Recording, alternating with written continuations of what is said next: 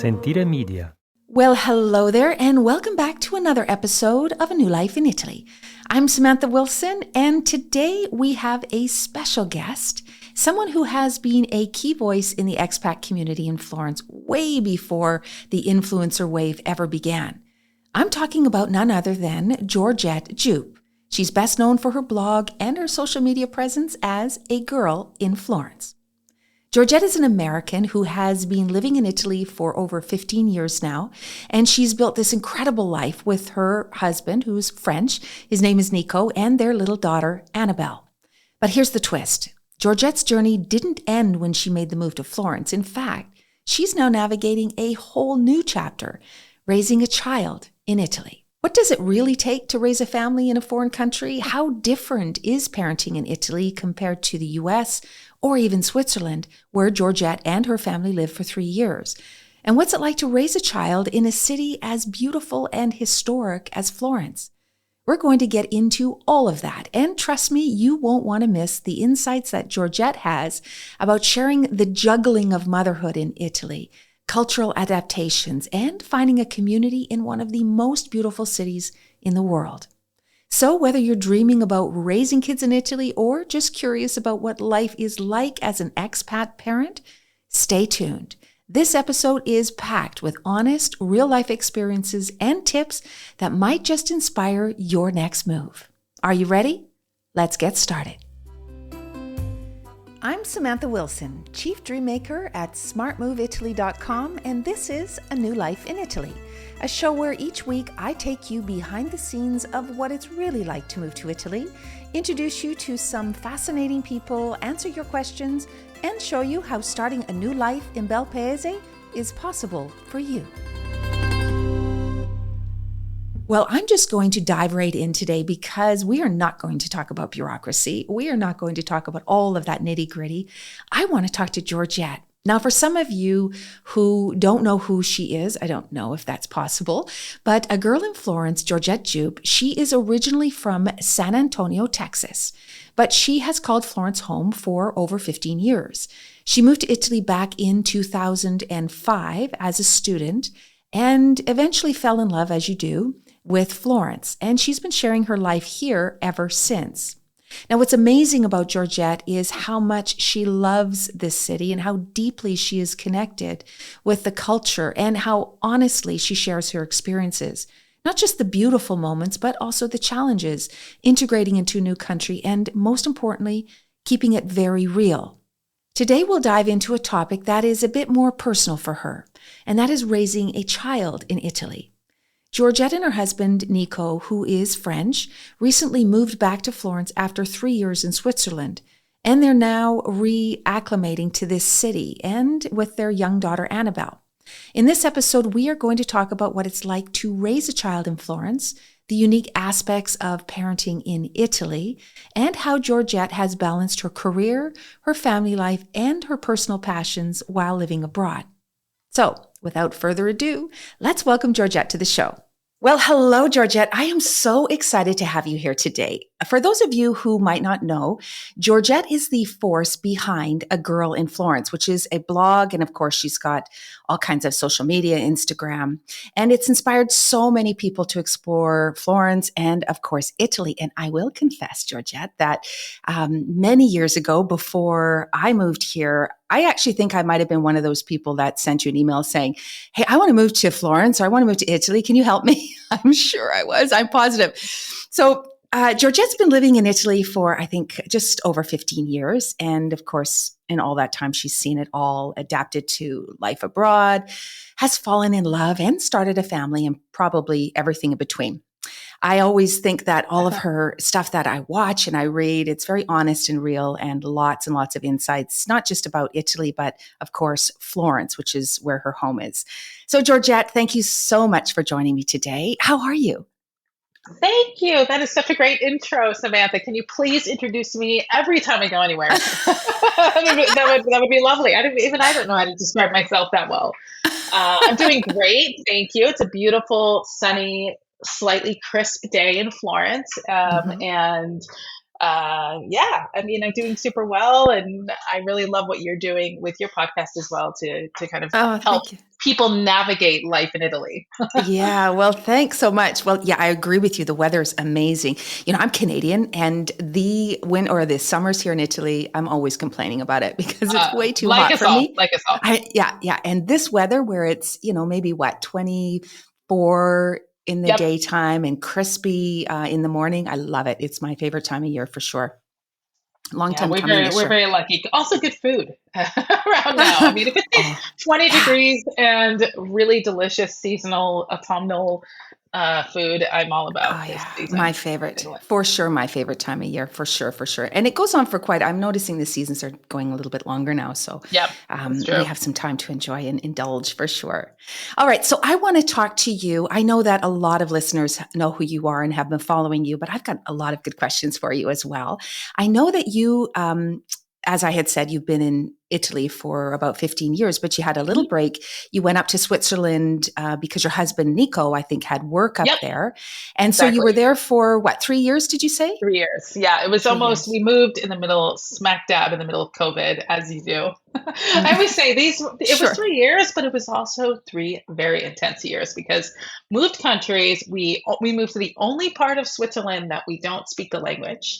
We speak Oh, Italian, French, and English at home, but then we moved to the German part, so there's that. And then we had a baby, so it was like yeah. a Because very you have, intense couple of years. but one good Yeah. thing, I guess, is you went from sort of not really chaos, but certainly disorganization into Switzerland. Like, how Yeah. was that? What was that Oh my change gosh. like? It Yeah. was it was insane. I mean, to only I mean, you have to kind of imagine that the way we left, we were here in Florence in COVID, during the beginning of COVID when Hmm. everything was locked down. Hmm. And I was living on a third floor walk up with Nico, and it was a great place, but it's not exactly the most ideal location if you're going to be in your house Mm. for 2 months entirely. No garden space, no Yeah. balcony. So I kind of went through that experience of like, what's going to happen? COVID's going to change the world. And, we had this opportunity. And I think both my husband and I, he's French. He also decided to come to Italy to live for during an internship and then it turned into a career. He's an engineer, and and we both kind of had this kind of moment where we were just like, we love Italy, but this is also our entire life. We have to think about our futures, our pensions, our career prospects, and we've kind of both been doing what we've been doing in Italy for a long time. So it was this amazing opportunity to kind of try something different, Hmm. but also be close. I mean, Switzerland Right. really is super. It was super easy. It's about 6 hour drive, 6.5 hour drive from Florence to where we were living in Yeah. Zug. And Yeah. so it was scary, huge transition. I mean, absolutely huge transition. But Switzerland makes everything extremely easy if you have the credentials to live and work there. So I was kind of in shock. I mean, after dealing with Yeah. so much red tape and bureaucracy and kind of headaches and wins and fails equally in Italy, I felt like I was in this kind of red tape paradise where I could Yeah. walk in and get my residency permit in 20 minutes. And I couldn't believe it, to be honest. Most of the time, I was just Really? like, wait, really? So you were probably the one that was wandering around and not following Yeah. the rules. Yeah, you were the Oh, one yeah. that was, Oh and my the Swiss were all God. looking at you, wondering, "Yeah, what are you We doing did. We here?" did. We did get yelled at the first week when we moved in because we parked your car in the wrong place, which is a big no-no in Uh, Switzerland. So they're yeah, very. I rules. mean, as things work extremely well in that country, it also means that people can be hypersensitive to kind of any sort of disarray. Yeah. And we are kind of Italian inside, so we bend the rules when we feel like they should be bent. Mm. And that never really changed. I mean, of course, we tried our best during the 3 years, but I think we both realize that we live better in a world that's a little more gray than black and white. So, Right. yeah, So I get it. So you returned to Florence in 2023, and what's it been yeah, like since you've come back to the city that you love? yeah. So, we came back. We basically, again, we had this amazing opportunity through my husband's work because I'm flexible. I can work from anywhere, which can be good and can be bad. But Mm. he had this opportunity to come back to the company he was working at previously in a much higher role. So it was kind of one of those moments that, that doesn't happen that often. especially at, his age. So I kind of thought, Right. you know, um, we can't say no to this. Of course, this means changing our whole life again. And Mhm. even though we're coming back to a place that's familiar, we speak Italian, we don't speak great Swiss German.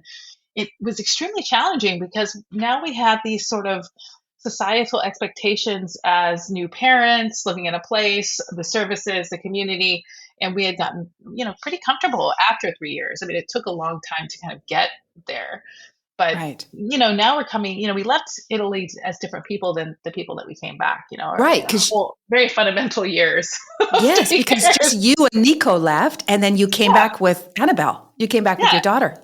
Yeah. So, exactly. and of course, I mean, I'm way older. So my kids, I have grandchildren this the age of your daughter. Amazing. So yeah. So I think purposely forget what it was like when they were little. But You block it out. yeah, I completely black out. It was just a haze. But you now are in that, and obviously, the years that you were in Florence before were you were single with not single, sorry, married, but without Yeah. children. So what's different now that you're raising Annabelle in Florence? It's so, I was excited to come back because we have a wonderful, friend group here. And, we know things in Florence, nothing's a surprise. I felt like that, Italians really genuinely love kids.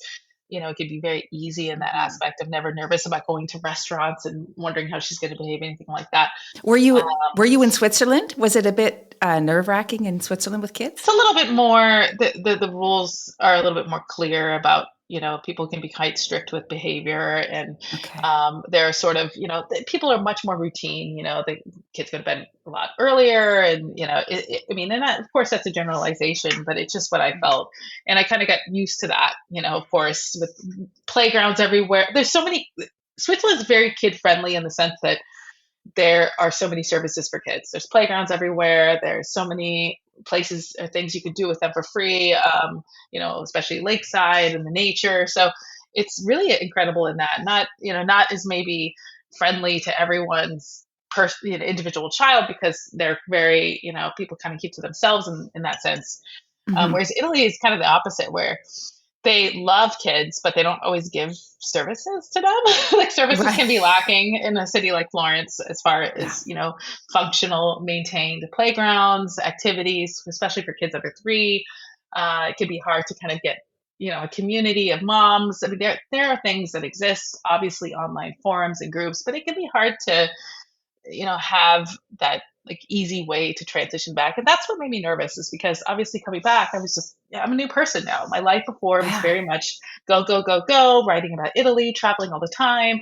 Nico and I were constantly, moving and traveling and working, and, a very rich and full life. But to be honest, when I left, I was getting over that, in the sense where I was getting Mm. burnt out with that pace of lifestyle, and I knew I wanted to have children. And it was a long journey for us to have Annabelle. Like, Hmm.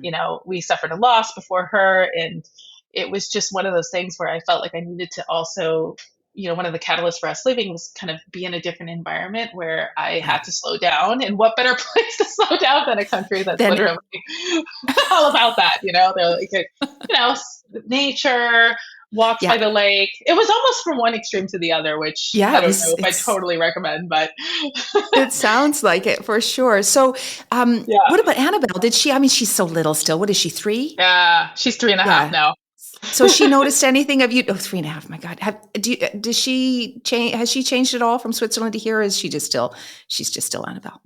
It's funny. I've thought about this a lot. I definitely think that maybe just because Italians are so, they're more extroverted than Swiss people for the most part. So I definitely Mhm. think she's got got more of a character since moving back to Italy, and her speech has really developed as well. Because the thing is we struggled with learning German. We both, like, my husband got to B1, and I was struggling sadly at A2. Also Mhm. because German that they speak in Switzerland is different, right? It's a dialect, and it's Yeah. spoken, even different cantons have a completely different grasp on the language. So it's very difficult. And I wasn't Mhm. exactly in a headspace to learn perfect German when I was, Right. struggling with being a new mom and all of the things. So Yeah, too much. with Annabelle, kids adapt. I really feel like I have to give her credit to say that like it wasn't a difficult transition for her because we had been coming back to Italy constantly. Before we left it, Florence, we bought a small apartment in the city. So we Right. would just use that as our base every time we would come back. So, she was constantly used to being in Florence. Yeah. But, one thing I think that I thought was kind of heartbreaking is that I just was, we had this, like Switzerland, again, has a great education system and things are so adapted for children and for work, for parents and things like that. So I was sad to lose all of that. Hmm. And then, come back here where the social network and the health network is so much more about your family, your Right. Italian extended family, which neither Responsible of us for have. yourself. Yeah. Exactly. Whereas, there are more people who are like Nico and I living in Switzerland than there are even here. So yeah, Right. it was she though, with school and everything like that has adapted super well. I mean, I definitely think she misses our, like my mom group in Mhm. Switzerland and all the kids and the friends that she made there because that was a very unique experience. And what I'm trying to do is just maintain contact at both places. Like we recently, this summer, as you were saying, summers in Italy are Yeah. extremely hot and not fun. And I Yeah. recommend nobody come during the summer. That's right. Unless you're very They don't masochistic. I don't, realize they don't realize that it's no, not how everything bad it has, is. yeah, the lack of aircon. So Yeah. we went to Switzerland this summer for around 4 or 5 weeks because a friend of mine offered us her house while her family was in Australia. So we got to basically live like we were living there again. And as Very long as I can nice. keep those connections alive, I want to because I used to be so black and white. Everybody's like, "Well, Yeah. Florence is your home. You're going to live there forever. Your neighbor's girl in Florence." Blah blah blah. And I got to this point where I hated having that kind of limitation in a way because Yeah, I the don't know boundaries what life around is you. going to bring. I don't know what life's going to bring me. I had to do what's best for myself and my family, and obviously Florence is home. But Yeah. I don't want to limit myself to thinking that the only place we could ever live is here. Mhm. And I love the idea of just kind of always keeping a door open and seeing where life brings us. Right, because change is good. Change is Hmm. good sometimes, and obviously for you at the Very moment that you hard. moved, yeah, very hard. But, we But only live once. yeah, we do, and but a challenge is what makes us grow a little bit too. So I think that maybe when you guys, what you explained, the timing around COVID and all that instability, it was okay. Yeah. Let's just make a little break and a change. But I'm thinking about Annabelle. So she's growing up in a multicultural home. You are American. Nico is Right. French, Right. Hmm. and now you're living in Italy. So I know you speak Italian and French and English. So how are you approaching raising her like in this environment? Do you have any specific strategies for making sure that she connects with all three of those cultures?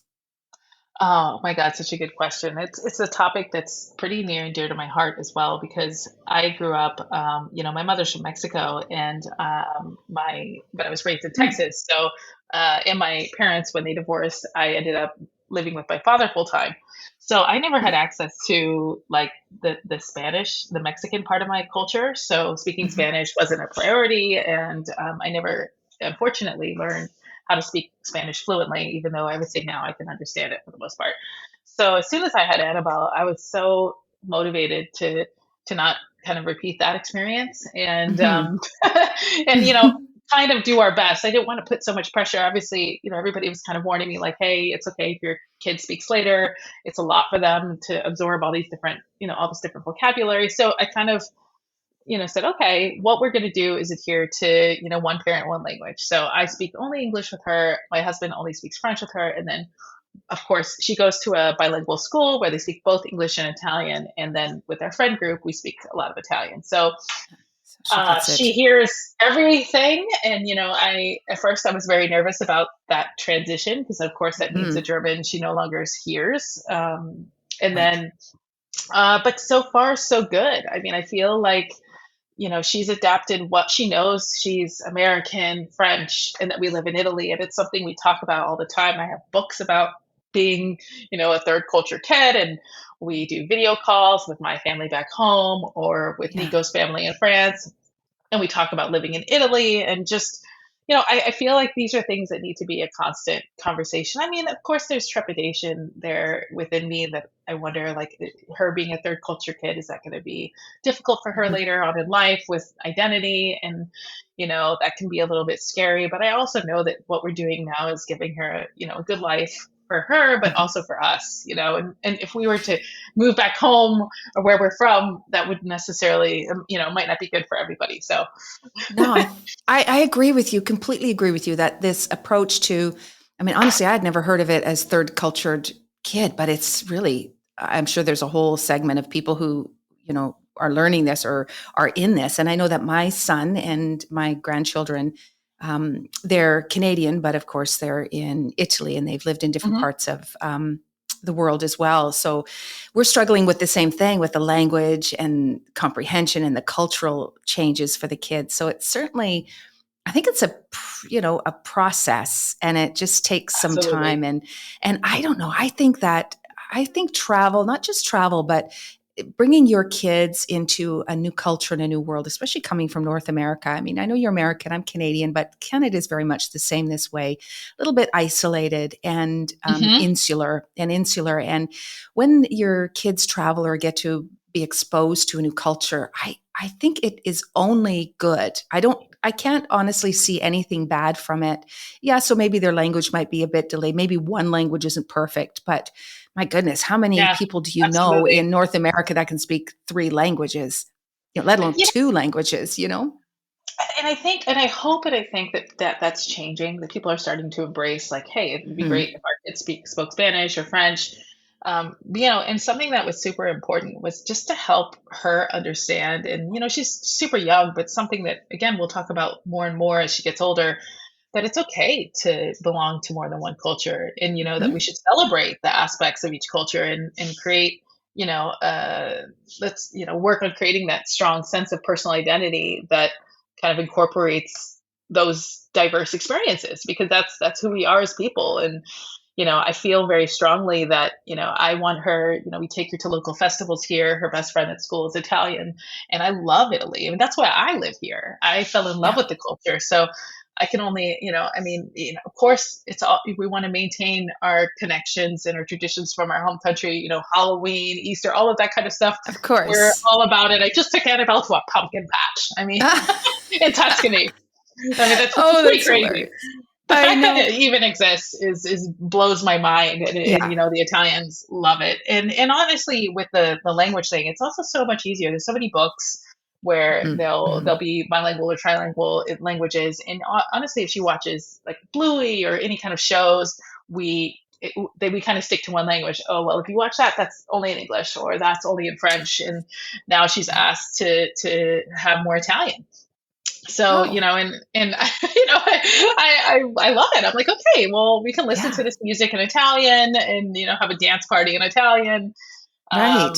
and she meets a lot. And I think one thing that's really helped as well is that I have a lot of friends in my same position in Yeah. Switzerland and in Italy, where their parents are from two different countries, and then they were raised in another one. So she's constantly seeing that, and I'm hoping in a way that could be a community, a support group in the future, and community for her. And I mean, if anything, we're all very adaptable people. Well, you know true, and that's what she's going to learn as well, right? She's going to be able exactly. to, yeah, she's not going to be stuck on one path. That's for sure, because you've exposed her to everything, right? And all of the Absolutely. people who are doing the same thing, so it doesn't feel so. She doesn't feel like an outsider. Probably, she's like, oh, there's lots of Exactly. people just like me. Yeah, So, it's normal to speak different languages. yeah. Oh my goodness. So, what advice would you give parents who are thinking about moving to Italy with their kids? Are there things that they should think about or consider that maybe you didn't anticipate?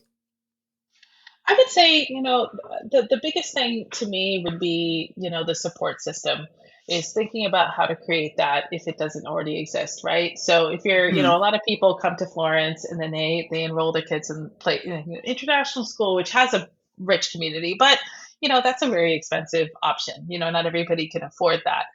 So I Hmm. think Hmm. that, like, giving yourself time to adapt and adjust to the challenges, because it can be very challenging. Italy, with the red tape, enrolling in school, choosing a school, what are the limitations? You might not get, um, you know, any information until a week before. It's Right. It's very, I always tell people before you make such a big decision, because of course, with the elections coming up in America, you hear a lot of people who are like, oh, I'm going to Oh, move to yes. abroad. And I Yes. get it. I mean, who hasn't been there when you've been very passionate about a topic? But I always say, okay, before doing anything, any kind of decision, like go rent an apartment, live there for 3 months, work remotely, and see, is this the daily life Hmm. that I envision? Because Perfect. daily life versus vacation is a completely different world. Yeah. And a lot of the cities in Italy, especially the most popular ones, Florence, Rome, Venice, have suffered from over tourism, which means rental prices are really high. It can be hard to find a Mhm. place that gives you a proper contract. Um, I have to look into the residency permits of it all. But I would definitely say reach out to, there are networks in Florence like Firenze, Moms for Moms, or Foreigners in Florence, and reach out to people and ask them, if they'll give an hour of their time to share their experience, and think about the reasons why you want to do this. Is it Yeah. because you want to escape something, or is it because you want to just kind of have a different experience for a year or two, and think about how that impact on your family. So, I would definitely recommend doing a lot of research with schools, with activities, neighborhoods, you know, outdoor recreational activities, that kind of thing. If your children are part of a club, like does something similar exist in Florence? Will it be, you have to think about if they're coming in, how old they are, and if they, with the Italian, because I mean, kids can adapt, but I'm sure it's a lot harder if they're a Sure. bit older and attached to the place they're from. So Yeah, and it's they've it's got their not a small friends. thing moving, not impossible. And I know a lot of people who have moved with their entire families and have a great experience, even if both of them are from another country. So Hmm. that don't Hmm. have as deep of a connection as, let's say, Nico and I do. Right. But it's not like, I've met good and bad stories. I've met people who are having a great time, and I've met people that have moved back after feeling like it just really wasn't the place for them and it was too hard to adapt. So, and I understand both sides. Like Yeah. I can see it, because we're all individuals. We're gonna have different I experiences. I completely agree. And we see people like that all the time. And often what it is I've always been of the belief that if you think it's going to work or you want to give it a try, I think trying is more important than, if it doesn't work out for you. I don't like using the word failing, but if you'd never Yeah, try, I think it's always that nagging piece in the back of your mind. But your advice is so perfect. It's bang on, and that, don't just run into it. And if you've got your kids that, they're leaving their social network behind. They're leaving their friends and their culture and their norms, and they're coming to exactly. something. And we know, Italy is not like it is on vacation when you're living here. So there's for kids to change. We have some people that decide that they move their kids at, maybe grade 5 or grade 6 and decide just slam them right into public school Hmm. in Italy without having nobody speaks Italian, nobody does, has had any cultural adaptation at all. And I always urge them. I know, it's expensive, but it's really hard to do that on your kids at that age. The Yeah. struggle and the challenge of just getting through school and keeping up with your studies, let alone not understanding a thing that you're doing. So I think that these things with kids, I think your point of being check it out first and plan it really well is just bang on. Whereabouts in Florence would you say is the best neighborhood or a really good neighborhood for kids, for raising families? I I mean, mean, you know this city definitely. well. I would say, like, it depends on the personality type as well. But I feel like, to me personally, like family friendly neighborhoods would be not necessarily in the center. So No. even somewhere like Capo di Marte or Settignano, Gavinana, Coverciano, are all areas that I feel are a little bit more close to Florence, accessible by public transportation, but that offer a little bit more green space, more parks, but also more Italians. Yeah, And if you more, want to yeah, immerse yourself in local community. culture, but unfortunately, most Florentines can't afford to live in Florence, and Yeah. so they all live in the outskirts of the city. But that's also where you find the community. So Yeah. I mean, the center's lovely, and I lived there for most of the time that I lived in Florence. But it was, a lot different of an experience when you're trying to navigate a stroller, Hmm. parking, Hmm. grocery Tiring. store, all of the main important facets of daily life, it can be a lot more difficult in the center of Florence, especially right now where we have huge groups and tourists, Mhm. and it can be very overwhelming. So I really encourage people to search, be To open look to outward. an Isolotto or Le Cure or Campo di Yeah, Marte cure. Gavinana, Mhm. and Yeah. because they are wonderful neighborhoods, and really offer, probably, also more affordable housing, I hope. I say I Ah, hope because it was such a nightmare for us to find a place when we came back, because our place that we had bought before is just not big enough to live full time.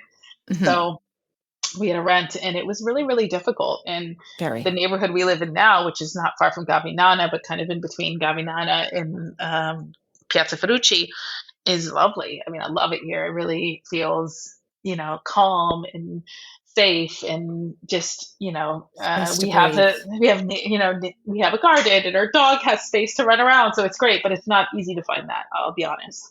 No, It's it one takes of some those things time. where, even me, with I have, quite an extensive network here, but I had to basically just ask every single person I know if they Yeah. had a cousin or a brother or a father who owned a place that they could think, it was Who you really, know. really, really hard. And in fact, you see that reflected in a lot of the social networks that offer advice to foreigners in Florence. There's always people posting, Yeah. questions about renting places or finding a place. And it's because it's like everywhere in the world, it feels like right now, where the market is super saturated, and It's tight. it's Yeah. very It's difficult. real Yeah. hard. It's really Yeah. hard here. Yeah. Okay. For you, Georgette, what's next? You've been obviously an influence. I always think like you are almost the original influencer of Florence Oh, thank for you. sure, because it's true. You really are. And you have been the voice of expats and dreamers for so many years. And I know you have an amazing blog and you've got a great Instagram channel, which by the way, I'll put all the links in the Oh, show thank notes. you. So Appreciate do that. you have any new projects or plans? Like what's on your horizon? Well, thank you. Yeah, so obviously, I've been a writer for most of my career. Let's say I've worked in social media and communications, and I've done strategies for companies, along with writing on my own blog and doing ad hoc writing projects for other people. And so I kind of went through this phase where in Switzerland I thought, okay, well, I need to pivot my whole career, and I want to work more with corporate clients, and just have kind of a different experience. I kind of feel like I've done the opposite approach of most people. Most people are, okay, I'm going to, work for the man, and, build my career, and then I'm going to do my own thing. And I've kind of just done it in reverse, because in Italy, it's hard to find a job. So I had to create my own career, right? And I Yes, of started course. that by sharing my experience, but then also just simply doing a lot of research. I do have a journalistic background, and I've worked in comms for a really long time. So I've done a lot of research on, different aspects of Italy that I thought could be interesting to people, and then I've shared that. And that kind of changed when I moved to Switzerland, just because my life changed. I'm Yeah. now at home, and I'm taking care of Annabelle, and I'm not out and about all the time. So I definitely hit that block of like, who am I? Like, what is my identity now? And what do I want to be? Social media has also changed. Before Yes. it was, I felt like much more involved in the community of it all, and it felt like a more safe place to share your experience. And I feel Hmm. now it can be a little tricky, and Yeah. not to Very say tricky. I mean, I'm all about, a difference of opinion and all things like that, but I'm definitely not into trolls, or just arguing with people on the internet. Like, I don't got time for that. So Yeah. I just I feel hear like you. I want, what I care about is true, authentic relationships. And Yeah. so what I've done now is, so I always have Girl in Florence, and that will always be, my baby. And I will continue to share things on that platform Mhm. via the website and my social media networks on Instagram, TikTok, Facebook, that kind of thing. Mhm. But I've recently just opened a Substack, which Oh, is yeah. it basically an attempt. And I kind of battled with myself for a long time about this, because like, why would I start a Substack? I have my own platform that I own. Like, that's stupid. But Mhm. to be honest, if I'm not writing on it, or I feel like I'm blocked, then nothing's happening. So if there's any way to kind of motivate yourself to kind of get out of that, well, what am I going to write about bubble? I just thought, I'm interested in so many topics. Yes, Italy, but other things too. And I feel like I Right. want to talk about those things, and these experiences that are more relevant to my life right now. And Mhm. I found that this Substack could be just like a better platform for sharing those sorts of ideas like parenting without Right. parents. Oh, yeah. Parenting parentless is the article I'm working on right now. That's a good Or one. yeah, or just like trying to, working on this life identity thing, and also just random stuff. I'm super interested in cults and Yeah. Just that's whatever it's a show so called what's for 10 years. So like, I want to be able to talk about all of these different things and not just kind of be, I spent the girl so in long Florence? being the girl in Florence where should I eat? Where should I go? Where should I do? And that's great. And there's so many Yeah. people and creators out there, but I get kind of tired of seeing the same things, right? Yeah. I'm going to Morocco on Friday with my family. We're going to go for a week. And I was looking and I was like, you know what? I'm going to be like Gen Z and look up things on TikTok. So I go Yeah. on TikTok and I look up what to do in Morocco, things like that. And it was the same 10 tips, the Yeah. same cafes, the same, you have to do this, you have to do that. And I was just like, oh my God. And not to say that that's bad. They're probably very, I saved a bunch of the tips, but I felt like it's kind of like this regurgitation of information Yeah. about like, Yeah. me, the most VIP place, blah, blah, blah. And I've kind of gotten out of that. Like, and now I'm just like, I don't care as much about finding the hottest place or whatever. I really just want like an authentic experience, and I want to have fun and I want to relax, and that's okay too. I don't have to do 100 things. So Mhm. I yeah, we'll love see your what point. happens. Yeah, I love that. So what's the name of your Substack? So the Substack, actually, just gonna pull that up. It's just my name, Okay. Georgette Jupy, or Georgette's Mhm. newsletter. So it'll be Okay. georgettejupy.substack.com. I'll send you the link. Okay, yeah, Um, we'll put that in the show and notes for sure. I was very surprised. I wrote like a very honest intro post. I mean, the theme is honest conversations because that's what I'm going with.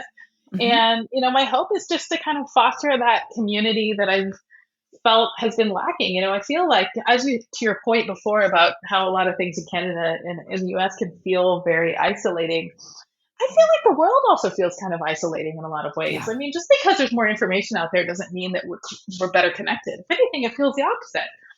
Well, So I think I'm really quality and pushing. quantity. Yeah, I think quality versus quantity has always been a conversation, right? Has always been the problem. Just because there's so much doesn't mean it's worthwhile. Yeah, and I really miss having, in the big heyday of blogging, I used to do this round table with a few other writers, and we would talk about the same subject, but with all of our different perspectives. And we would get deep, and we could talk about anything. And I just feel Yeah. like I miss that. And Yeah. so I want to be able to kind of be open and honest and vulnerable in a space that I feel like is the right one for that. Yeah. Yeah. And then I'm still figuring out as I go. So we'll see how it goes with the Substack. Girl in Florence. I'm still taking on ad hoc projects. And in my dream of dreams, I'd really love to work with like a charitable organization, a comms department of a charitable organization, just because I feel like now as I'm getting older, I'm looking into more value driven Mm. projects. Mhm. Make yeah. So, I mean, you get to a point in your career where you're just like, okay, well, what now? I want to do something that gives something back. And it's not that talking about Italy doesn't do that, but then I wonder about that impact on the local community, right? Yeah. And Yeah. then, and It's a I want to give. responsibility. I live here. This is my real life, and I Mhm. care about how the city of Florence functions, and I don't want it to be Mhm. at the cost of the residents who live there. So that's in my mind every time I post about anything or Yeah, write it's a about anything. very, very responsibly. Yeah. No, I Yeah, completely agree. And well, you know what rabbit hole I'm diving down today? That'll be your Substack exactly. because Oh, I it's going to haven't be seen it. so many, so Ah, many. good. Well, it'll give you motivation to start writing more. But I really just, I love Substack. I follow a lot of really incredible writers. A lot of writers that I respect who write about Italy have also merged to Substack. So Yeah. that was kind of an inspiration as well, just to say like, well, this is a place where people, because it has a community within it as well, Right. It that you does. can Yeah. follow and comment and share and everything like that. And I just find a lot of value in that. I wake up in the morning, I'll have a cup of tea, I'll read some people's newsletters, and I have felt that feeling like I used to feel back in the day when I first started all of this, which was, it doesn't have to Yeah. just be reels and TikTok videos. Like I can I hear still you. write. Yeah, I hear you. It's There is okay. still life. Yeah, there's life behind all of that. And showing that is sometimes a little bit difficult because of all the clutter that's out there, but it sounds like you're Yeah. finding your way. Yeah. Well, oh my goodness.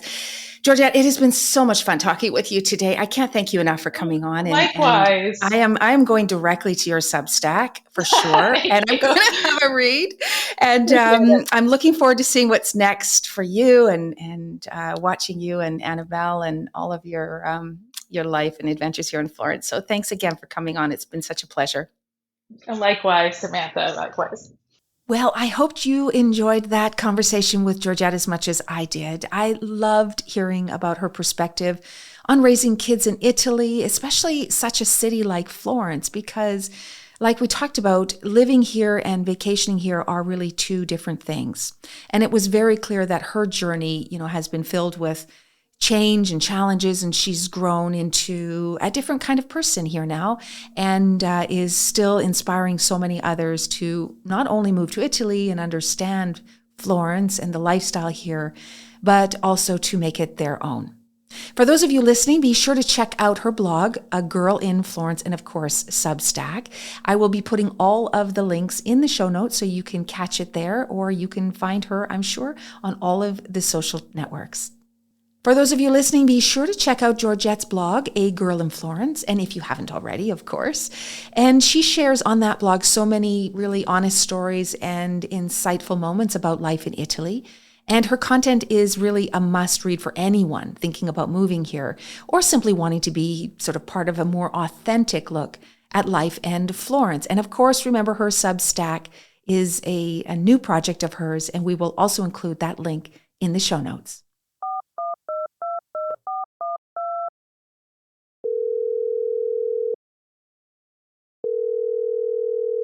It's time for listener questions. Just like the old radio call-in shows, my team has picked 3 listener questions, all left on our voicemail. I have no idea what these questions are, but I haven't been stumped yet. Are you ready? Let's get started. Hi Samantha, my name is Zach and I'm from Ireland, but I'm actually thinking of moving to Italy to live there. But I wanted to send in a message to kind of ask, how would that process work? Do I need a visa, or how would I be able to live in Italy if I moved from Ireland? Any help would be amazing. Thank you. Well, hello, Zach. Yes, good question. Actually, Irish people like you are still part of the European Union. Ireland is part of the EU and did not leave, obviously, with Brexit. So you are, as a European citizen, free to move anywhere in the European Union that you like, including Italy. So you do not need a visa. However, when you move here, you will have to declare your residency within 3 months. And to do that, you need to have a place to live, which is a registered rental lease, or of course, a property that you own if you own one. You will also need health insurance, 12 months of health insurance, because as an EU citizen, you do not have free healthcare in Italy. You will have to subscribe to and pay a voluntary fee to have access to the healthcare system. So you'll need to show that you have 12 months of healthcare first.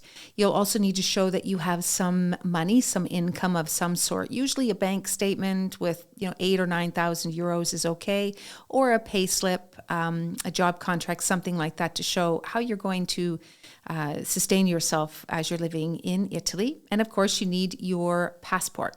And you will register for your residency at the anagrafe office in the comune where you decide to live, but no visa required for you.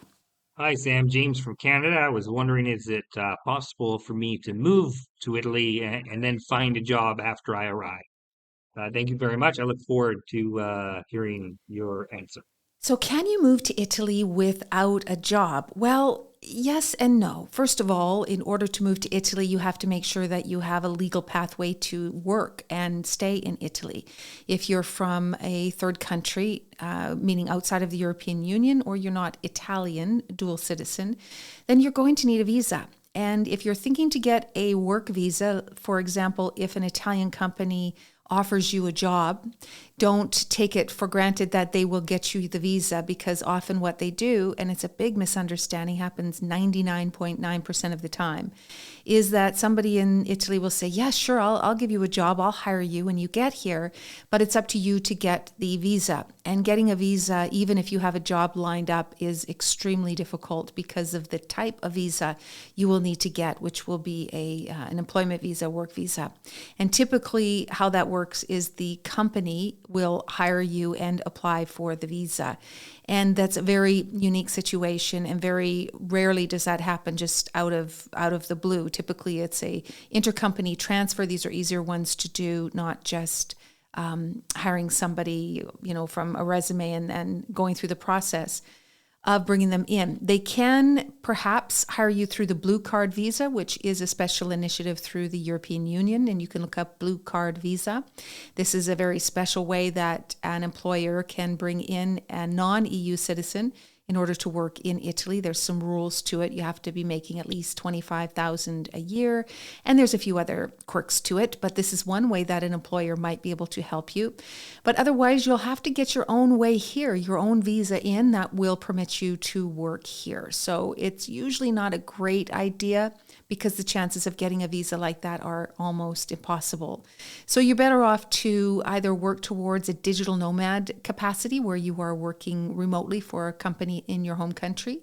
That permits you to work in Italy. This is a new visa, and probably a better option for you if you want to move and work in Italy. Hey Sam, my name's Elaine.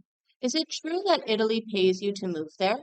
I look forward to your response. Thank you. So does Italy pay you to move here? Well, there's so much online that can be quite confusing. So yes, there are initiatives out there that you may have seen. They're including €1 houses, or start a business in Molise and we'll pay you to open up a business, or we'll pay you to live in Tuscany is the newest one. But here's the thing, there's always something in behind that, and absolutely none of these initiatives will provide a visa for you. So if you qualify, for example, the one in Tuscany, the most recent one in Tuscany, the mountains of Tuscany, they're trying to repopulate these small mountain, very pretty mountain towns, but they're starting to depopulate. So they're looking for initiatives, especially to tie in with the digital nomad visa. But in order to qualify for this initiative, and it was, I can't remember, it was something like €30,000 a year in total, I'm not sure, but something around those lines. If to qualify for those, you already had to have or have been and are a resident of Italy, but not just even a resident on a visa, but somebody who has long-term residency, which means you've been in Italy for at least 5 years and have been able to acquire the long-term permit. So there's all kinds of things that usually you will need to fulfill before you can obviously take advantage of these initiatives. And none of them provide a visa. So this is the part that people get confused about. They think, oh my goodness, I can get paid to live in Italy. Well, sure, maybe you can qualify, but first you need a visa to get here.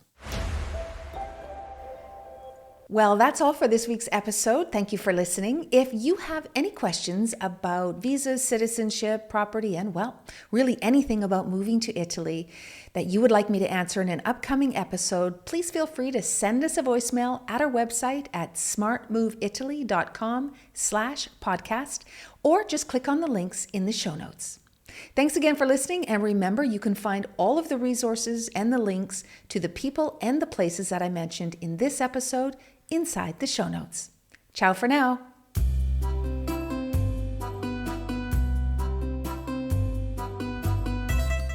A New Life in Italy podcast is a production of Sentire Media, created and hosted by me, Samantha Wilson.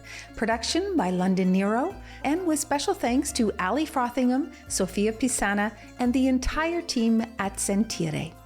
Follow A New Life in Italy wherever you get your podcasts. And hey, if you're thinking of moving to Italy, whether full-time, part-time, or for a lifetime, come and see me over at smartmoveitaly.com and we'll help you get here and start living your best life. And don't forget, if you love this episode, please rate and leave a review. It's much appreciated. I can't wait to meet up with you again next week, same time, same place. Ciao for now.